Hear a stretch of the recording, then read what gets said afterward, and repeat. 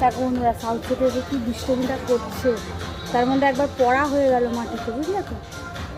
আর জিনিস কিনছে, আমরা একটু ঘুরঘুরি করছি। আরে খালি বোতল ফেলছে খালি, আর কিন্তু দেবে না। এদিকে তাকাও, এই যে একটু একটু একটু, আর কেউ দেবে না, আর কেউ দেবে না। কি দুষ্টুমিটা করছে দেখো, বোতলটা নিয়ে।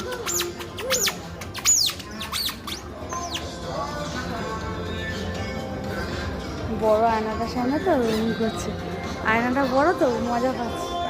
আয় আয়, ওঠো ওঠো।